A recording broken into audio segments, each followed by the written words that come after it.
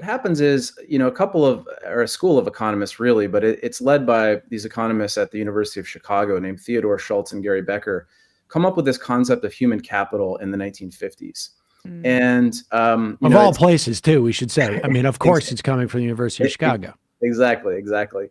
And they even sort of admit. I mean, Becker writes about this, that we have to be careful about using the word human capital, because the main way it had been referred to before in the United States was to refer literally to enslaved people, right? That they were the sort of human capital that you could use as collateral for loans and things like that in the antebellum U.S. So, but this term human capital are, kind of their own entrepreneurs, that the capital is what they have and they can add to it, which will then get them higher wages, which will, effectively allow them to profit the same way that a capitalist company profits. And if you think about what it's doing, it's a sleight of hand, right? It covers up what's actually going on under capitalism. Anybody who works for a boss, and my students intuitively get this when I tell them this, their boss is taking a cut of what they produce. Otherwise, there's no reason to employ them, right? I mean, you don't have to be like a hardcore Marxist to understand that.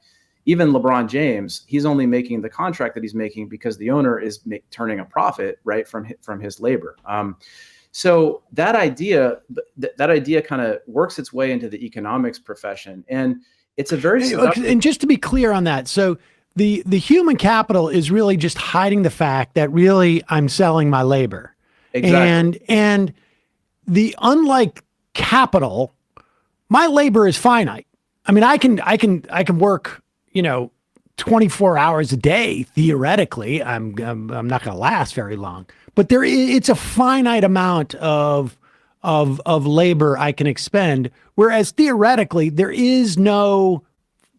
capital is not necessarily finite, right? I mean, it could grow exponentially. It does for some people over time, as opposed to someone's labor power. Yeah. Even with the LeBron James example, his skills are going to depreciate. So sorry, Sam, to cut you off. Well, yeah, but that's the point. And so that's the other reason why that sort of like, it's a misnomer, and it's done to hide. It's done to pretend like labor and capital are really more or less the same thing. It's just that we have different, this guy's got a machine and cash, and you've got, your arms. Exactly. And if you think about what it does, it provides this it's a fairy tale that workers have more control over the labor market than they have, right? That if you just go out and get the right education, and add and augment your human capital, you'll be able to do better for yourself. You'll be able to turn a greater profit. But if you think about the number of things that workers can't control in the labor market, right?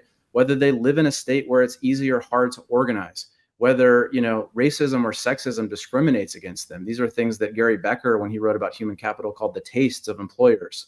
Whether the economy is doing well or not, whether the Federal Reserve is purposely trying to induce a recession because workers have too much power. All these things are outside of workers' control. But the idea of human capital and individual investment in human capital provides this kind of, fantasy, if you will, that workers have this much more power. And thus, think about the flip side to that. If they're not doing well, if they're not able to get economic security, for whatever reason, they deserve it because they didn't have the presence to get the right human capital.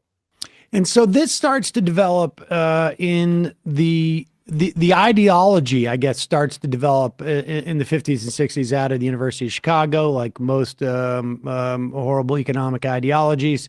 And how does it start to go into practice? I mean, and we should say the thing I found fascinating about your book here too is that education is also used. Education is being used in lieu of like directly dealing with the question of labor. But we see this like every day in elementary schools, and like, how are we going to deal with kids not getting fed? How are we going to deal with poverty? How are we going to deal with, all the social ills that come from that? We just leave it on the schools now. It was sort of a genius move. Did you come across any indication that this was how self-conscious or how conscious this shift was? Yeah. So here's what happened. So first of all, Schultz, this economist from Chicago, he's not really like a libertarian economist in the way that like Milton Friedman or these other, folks from the Chicago school are. He's actually more of a neo-Keynesian. So there were a lot of folks in the Johnson administration who, kind of bought into the argument, right? And I don't think anybody in the Johnson administration, in the 60s was like twisting a mustache saying like, let's do this instead of other social reforms. Obviously, the Johnson administration was committed to a number of really important reforms. That's how we get Medicare and Medicaid. But what I argue is that this growing kind of human capital myth idea, competes with this social, what I call the social democratic idea, the idea of social investing in social and economic rights that runs through things like the freedom budget and the 70s, which really would have guaranteed people jobs and done something about the poverty that existed in so many inner cities and actually rural parts of the United States.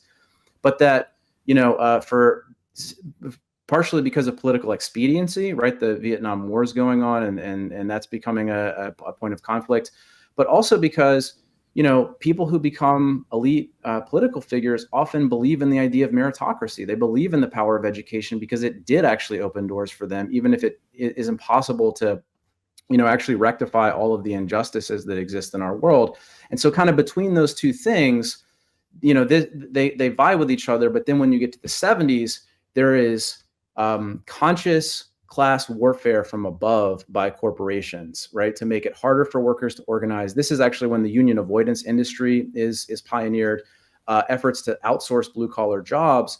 And so in that context, when workers without college degrees are not doing all that well, and you've got this enormous pressure on their livelihoods, suddenly this becomes something that's more palatable for neoliberal politicians, especially Democrats, to say, we've got to kind of lower the expectations of government and focus on education, because that's the one thing that few people are going to say, no, we shouldn't invest more in education. We're kind of getting to that point now with, Republicans and sort of where their party has gone.